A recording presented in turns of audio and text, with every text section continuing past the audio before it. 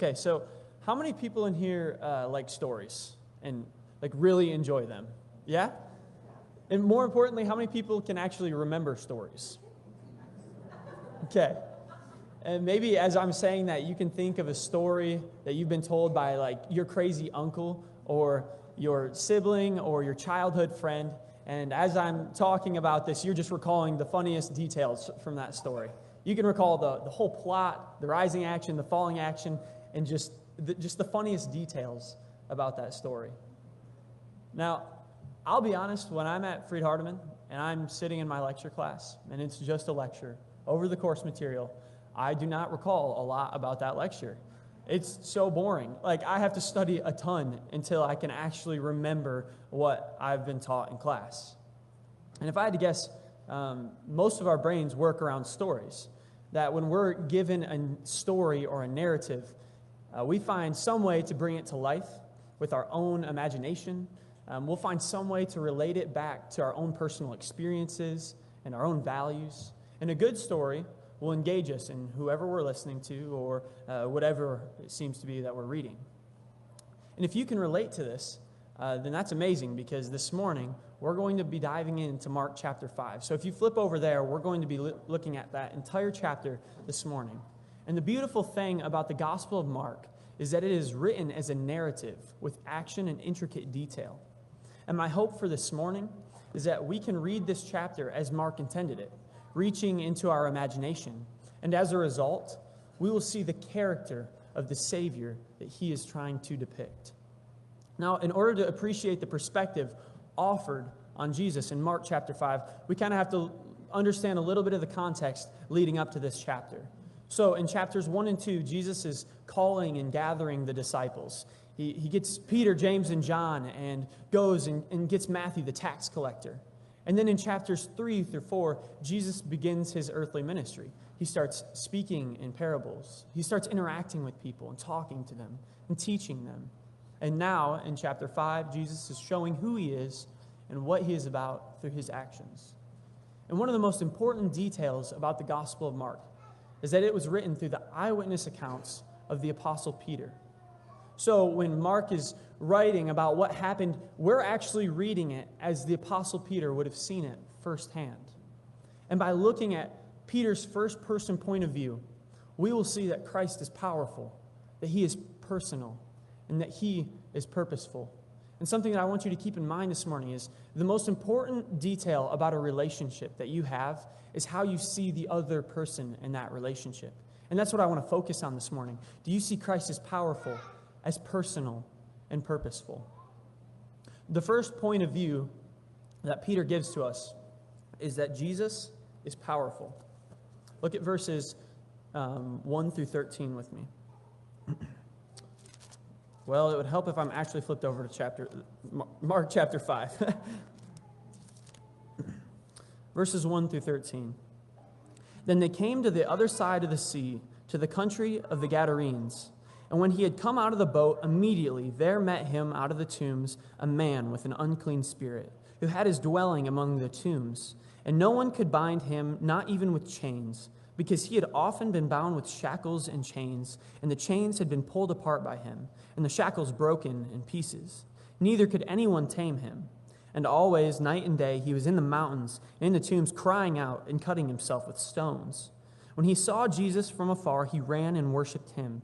And he cried out with a loud voice and said, "What have I to do with you, Jesus, Son of the Most High God? I implore you by God that you do not torment me." For he said to him, "Come out of the man, unclean spirit." Then he asked him, "What is your name?" And he answered him, saying, "My name is Legion, for we are many." Also, he begged him earnestly that he would not send them out of the country. Now a large herd of swine was feeding there near the mountains. So all the demons begged him, saying, "Send us to the swine, that we may enter them." And at once Jesus gave them permission. Then the unclean spirits went out and entered the swine. There were about 2,000. And the herd ran violently down the steep place into the sea and drowned in the sea. And as we're going throughout this chapter of Mark, I'm going to be giving a bit of a summary and narrative, telling a story to you.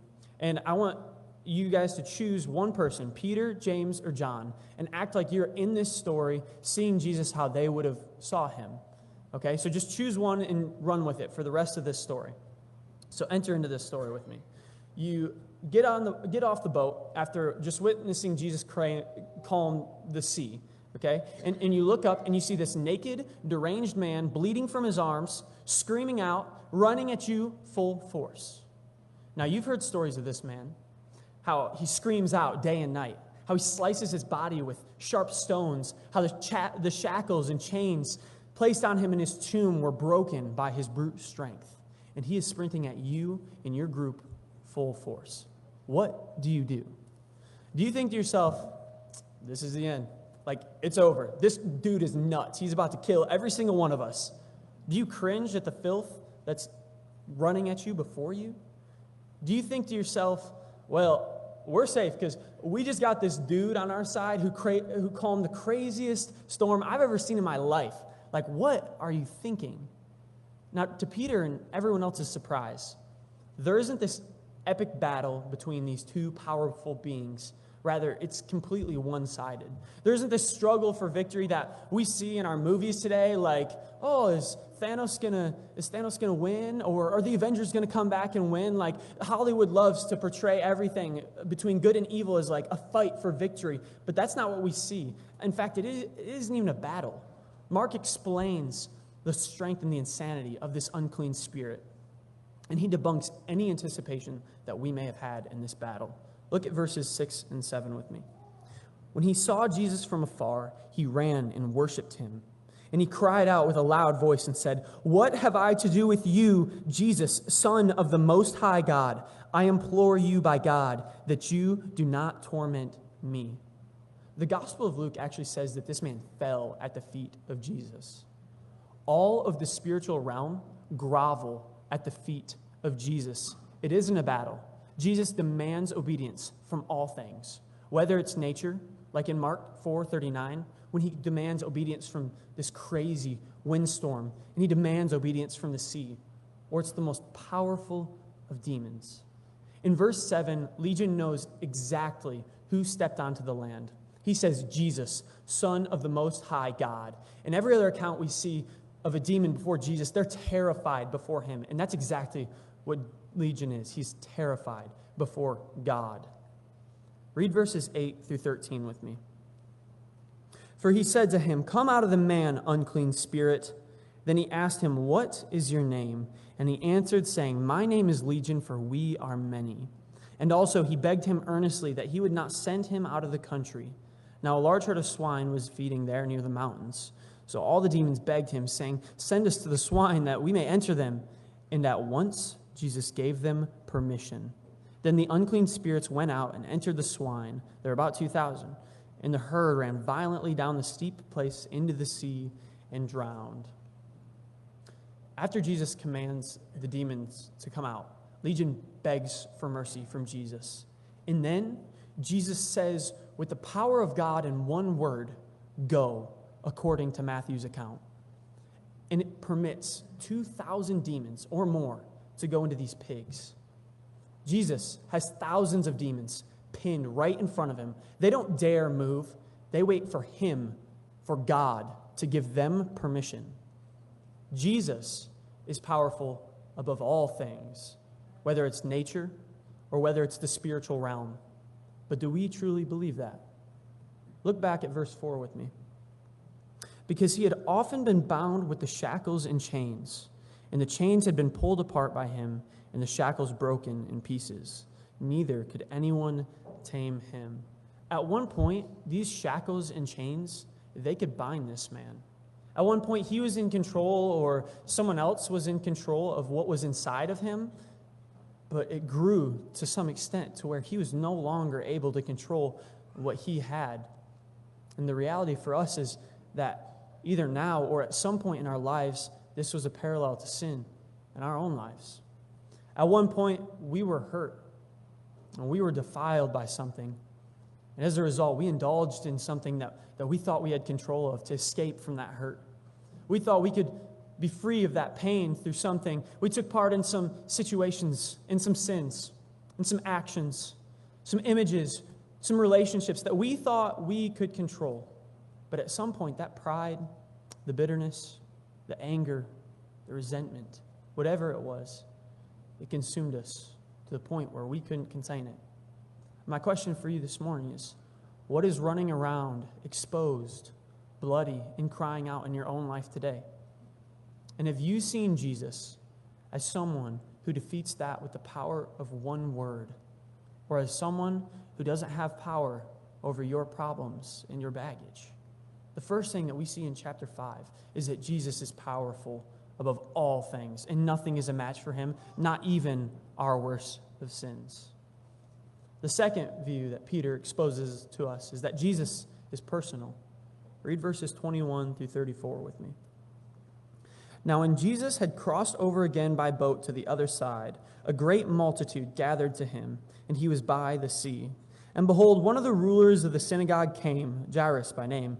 And when he had saw him, he fell at his feet, and he begged him earnestly, saying, My little daughter dies at the point of death. Come and lay your hands on her, that she may be healed, and she will live. So Jesus went with him, and a great multitude followed him and thronged him. Now a certain woman had a flow of blood for 12 years, and had suffered many things from many physicians. She had spent all that she had, and was no better, but rather she grew worse. And when she heard about Jesus, she came behind him in the crowd and touched his garment.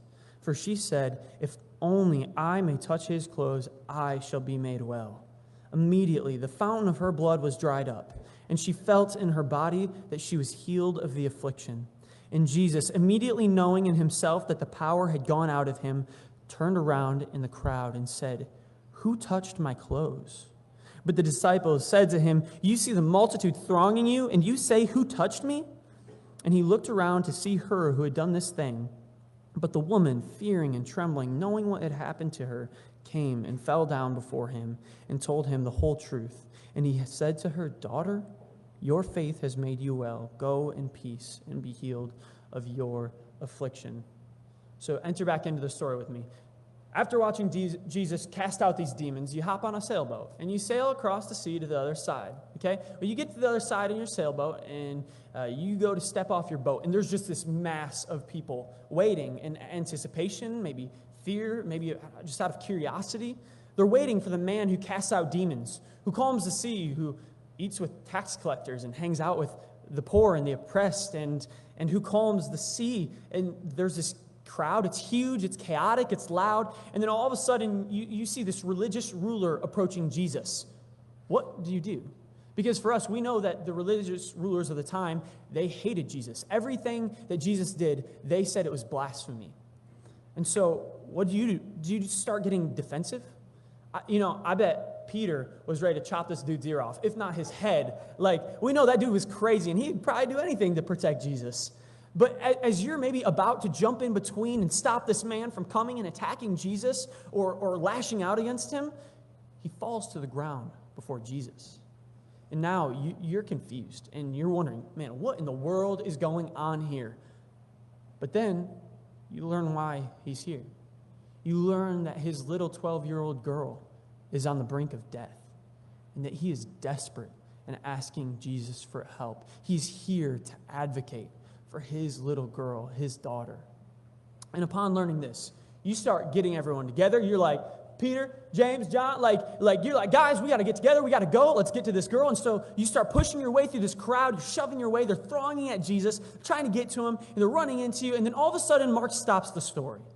The action's rising. Jairus' daughter's on the brink of death. And the story stops. But remember, Mark is written through the eyes of Peter. So Peter would have seen firsthand how important this moment was. Mark begins to describe a woman in the midst of this crowd with a really strange condition. Look at verses 25 and 26. Now a certain woman had a flow of blood for 12 years and had suffered many things from many physicians. She had spent all she had and was no better, but rather grew worse. This woman's been having menstrual problems. From the moment she started bleeding, she hasn't stopped. And she spent everything that she has on doctors and physicians, all of her life savings. She's poured everything into trying to be healed, and nothing helped. She's gotten worse and worse and worse. This woman is desperate and in need. Let's look at what happens next in verses 27 through 31. When she heard about Jesus, she came behind him in the crowd and touched his garment.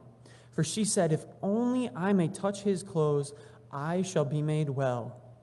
And immediately the fountain of her blood was dried up, and she felt in her body that she was healed of the affliction. And Jesus, immediately knowing that the power in himself had gone out, he turned around in the crowd and said, "Who touched my clothes?" And the disciples said to him, "You see the multitude thronging you, and you say, 'Who touched me?'" So the woman reaches out. She touches Jesus' garment, and she's healed. And Jesus physically stops in the midst of this crowd. So let's get back to our story. You're pushing your way through this crowd. People are running into you. They're trying to get to Jesus. They're thronging you. This little girl's dying. And then all of a sudden, Jesus stops and asks, "Who touched me?" And you and everyone else is like, "What do you mean, who touched you, Jesus?" Like, it was probably anyone who was around you who touched you. Like, the little girl's dying. We got to go. Like, what do you mean, Jesus? But this is where we begin to see the intimacy and the personality of Jesus. Look at verses 33 and 34 with me. But the woman, fearing and trembling, knowing what had happened to her, came and fell down before him and told him the whole truth. And he said to her, "Daughter, your faith has made you well. Go in peace and be healed of your affliction." In verse 33, this woman is terrified because she knows that she's broken the law. She tries to hide from Jesus. She's trembling before him because, you see, for this woman, she was still under the old covenant. And under the old covenant, anything that had any kind of association with blood was considered unclean. So for this woman, she couldn't hug her family. She couldn't sleep in the same bed as someone else. She couldn't be married. She couldn't worship in the temples. And she couldn't even come into public. And as far as we know, there's no family mentioned for this woman. For this woman to come into public and touch someone, it was a violation of the law. But in verse 34, Jesus, knowing that she has broken the law, doesn't care. In fact, he does the complete opposite of what this woman was expecting. What Jesus does here is one of the most profound instances in the Bible because it looks at Jesus' response to the poor and the outcast. You see, this woman just wanted the power of Jesus. But Jesus wanted her to know the person. He wanted her to know him personally. In this verse, Jesus looks at this woman and he says, I know you have no father. He says, but I'm your father, and I call you daughter. You're mine. This is the only place in the entire Bible where Jesus or anyone, this happens. Someone calls someone daughter like this. And I find it extremely ironic that while Jairus is here advocating for his daughter, this woman who has no mention of a father appears, and Jesus says to her, "You are my daughter, and I am advocating for you. Your faith has made you well. Go in peace." Jesus calls us his sons and daughters, and he desires a personal relationship with each one of us, and he advocates for each one of us. Sometimes we feel like this woman. Sometimes we feel like because of our affliction or because of what we've done, we have to crawl and tremble before Jesus and just ask him, "Please, maybe just give me your power. Can I just have a little bit of it, please?" Because we don't realize that he wants a personal relationship with us, that he wants us to know him, the healer. He wants to heal us. My question is, do you simply come before Jesus trembling in fear and ask for his power? Or do you come before him overwhelmed with joy, even in the midst of sin, because you know he desires you personally? Jesus calls you his son, and he calls you his daughter. And he advocates for you, and he wants you to experience his power. Jesus calls you his son, and he calls you his daughter. And he advocates for you, and he wants you to experience a personal relationship with him so that you can see the power work in your own life. We've seen that Jesus is powerful above all things, above the spiritual realm, above nature. and that he desires personal relationships with each one of us. And finally, the third point of view that Peter offers us is that Jesus is purposeful. Look at verses 35 through 43 with me. While he was speaking, some came from the ruler of the synagogue's house, who said, "Your daughter is dead. Why trouble the teacher any further?" As soon as Jesus heard the word that was spoken, he said to the ruler of the synagogue, "Do not be afraid, only believe." And he permitted no one to follow him except Peter, James, and John, the brother of James. Then he came to the house of the ruler of the synagogue and saw a tumult and those who wept and wailed loudly. When he came in, he said to them, "Why make this commotion and weep? The child is not dead, but sleeping." And they ridiculed him. But when he had put them all outside, he took the father and the mother of the child and those who were with him and entered where the child was lying.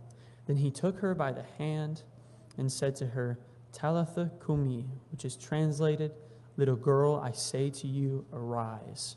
And immediately the little girl arose and walked, for she was 12 years of age. And they were overcome with great amazement. But he commanded them strictly that no one should know it, and said that something should be given to her to eat. Now return to the story with me one last time. After Jesus has this personal and intimate moment with this woman, you're thinking, man, Jesus, like, that's great. I'm so glad that you healed this woman. Like, she's been bleeding for a long time. Like, this is great. But what about the little girl who's on the brink of death? Like, I'm starting to freak out. Like, what about this girl? And then all of a sudden, Jairus' servants approach with the worst news possible and say that the little girl is dead. And now you and everyone around you are starting to get upset with Jesus, and Jairus, maybe in tears, starts yelling at Jesus, saying, "Are you kidding me? You couldn't wait 20 minutes? My little girl is on the brink of death, and this woman's been bleeding for 20 years. You couldn't wait 20 minutes and come back to her and heal her?" Then Jesus says to him, "Don't be afraid, only believe." And you're like, dude, seriously? His little girl just died, and you're going to say to him, "Don't be afraid"? And then Jesus stops. He turns around, he's like, "All right, everyone stay here. Peter, James, John, like, let's go." And so you're making your way back to the house.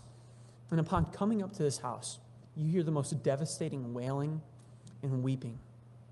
People are just bawling. They're devastated at the death of this little girl. And then they start ridiculing Jesus because he keeps saying that this little girl isn't dead. And then, after he's cleared everyone out, you enter into this room and you see a lifeless 12-year-old girl lying on her bed. What do you think about Jesus in that moment? Like, does all doubt begin to set in? Do you start to think maybe Jesus isn't who he says he is? Do you start to think maybe he's not as powerful as he says he is? Do you think maybe the instances that you saw, maybe it was just a coincidence, the storm getting calmed? Maybe Legion, that was just somehow a coincidence. Because in this moment, this little girl has no life. And you begin to doubt him. Or do you start to get upset with him because he stopped to talk to that woman? You're like, why would you do that when this girl is about to die? But then when it seems like it's the end, when it seems like all hope is lost, he walks up to this little girl and he grabs her by the hand and he bends down with the utmost gentleness and says in her ear, "Talitha cumi," which is translated as, "Little girl, I say to you, arise." And the girl stands up with life inside of her. You see, when Jesus was interacting with the woman with the excessive flow of blood, he had no concern for the future. Look back in verse 36. Jesus is completely unfazed because in his mind, the situation was never out of his control. Maybe some could argue that the idea that Jesus didn't really think that this little girl was dead, and that maybe she was just on the brink of death and almost dead. But even on approaching the house in verse 38, with people weeping and wailing, it's obvious that this girl is dead. But Jesus is still convinced that the little girl isn't dead because in his mind, she was never dead. Look at what he says in verse 39. "Why make this commotion and weep? The child is not dead, but sleeping." Jesus is determined that this little girl is not dead. Because in his reality, she isn't dead. Because death is not out of his realm. He can raise people from the dead. His desire to raise this girl from the dead is on a whole different level. His desire to bring honor and glory to God and fulfill his purpose is completely unmatched. When he speaks those words in verse 41 saying, Talitha Kumi, it proves that Jesus is not confined to the restraints of the world that we live in. Jesus is purposeful because he transcends all things, including the time frame and the reality in which we live in order to bring glory and honor to God. My question for you is, do you believe that this Jesus is purposeful and that he has a definite and true purpose for your life?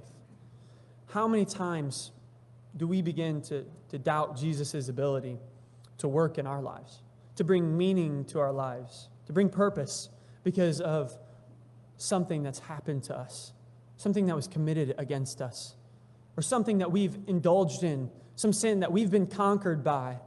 Maybe it's been a lifeless relationship that you've been in, and you can't see the purpose that Jesus is trying to bring to you outside of that relationship.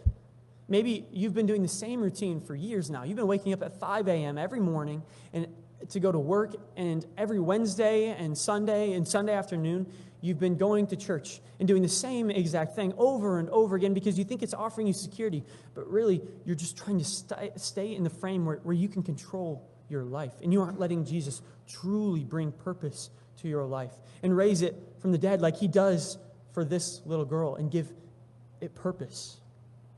What this might look like in our life, letting Jesus be purposeful in our lives. It might look like sacrificing a relationship. It might look like letting go of your comforts, letting go of your desires and your wants. It might look like letting Jesus finally work in your life. Your life will begin to change radically when you start to see Jesus as someone who is purposeful and has a true and definite purpose for your life. I don't know what it is for you, but the truth is that Jesus transcends the reality that we live in. And even though our lives might feel empty and purposeless at times, Jesus is powerful and can raise our purposeless lives from the dead and give us true life, just like this little girl. Now, by seeing Mark 5 as a narrative through the lens of Peter, being able to see Peter's first-person point of view, we've seen that Jesus is powerful above all things, above the spiritual realm and above nature, and that he desires to know us personally. He wants to know you guys. He wants to look you in the eyes and calls you his son and daughter. And he is purposeful in doing all things and has a true and definite purpose for your life. And the reason that this sermon title is You Are Dead and Now You're Alive. And as I'm saying that, I realize I never told you my sermon title.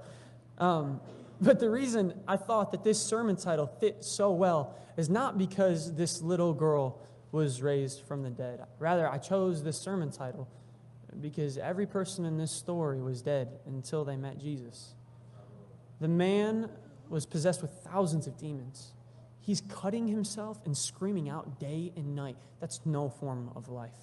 The woman hasn't been able to touch someone in 12 years. She hasn't been able to be in public. She hasn't been able to worship God in 12 years. And the little girl was literally dead. That is, until they met Jesus and saw him. My question for you today is, are you truly alive? Or are you just coming to church and simply acting like it? Are you seeing this Jesus? Have you seen this Jesus? Have you come to Jesus and offered your broken self to him? Are you seeing him as someone who wants to give you his power, who wants to have a personal relationship with you, and as someone who has purpose for you in your life? And my final challenge to each person in here today is that everyone at some point in this week would read through this chapter and do some self-reflection on each one of these points and look at each one of these stories without assuming that you have been seeing Jesus as I've explained him today. For the sake of growth and clarity in seeing our risen Messiah, assume that you've been seeing him incompletely and look at him with fresh eyes. Look at him with a fresh point of view. And if you know that you haven't been seeing this Jesus, the one who is powerful, the one who wants and desires a personal relationship with you, and who is purposeful, then please, would you come forward and talk to someone in the congregation this morning? Would you come and learn who this man is, who transcends reality, and who has power and purpose for your life, and desires to know you personally? Would you come forward and learn who this Savior is? Well, together we stand and worship this Savior.